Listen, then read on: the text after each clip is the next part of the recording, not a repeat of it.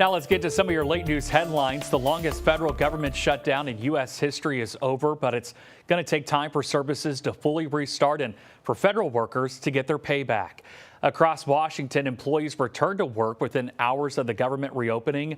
The spending bill President Trump signed funds the government through the end of January, guarantees back pay for essential workers, reverses federal layoffs, and fully funds SNAP benefits for a year.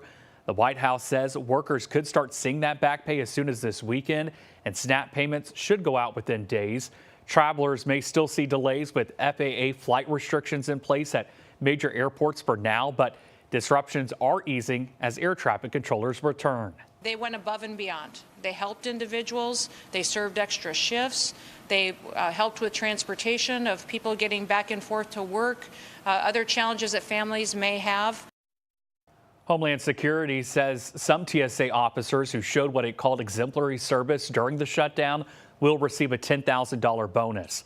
On Capitol Hill, Democrats are pushing to extend Affordable Care Act subsidies before they expire December 31st, while House leaders say health care is the next major issue on their agenda.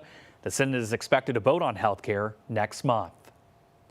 Tonight, questions are swirling after thousands of pages of documents tied to convicted sex offender Jeffrey Epstein were released yesterday.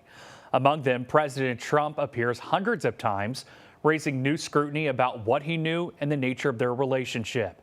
The president has again denied any wrongdoing, calling the Epstein scandal a hoax. In the 23,000-page release, Epstein wrote that he had, quote, met some bad people, none as bad as Trump, unquote, and described President Trump walking into a glass door while young women swam in his pool. Epstein also said Trump knew of it and came to my house many times during that period, but never got a massage.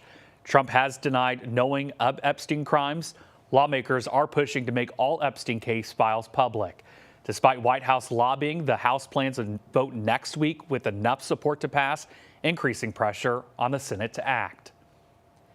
Tensions between the U.S. and Venezuela are rising as American forces prepare for possible military action.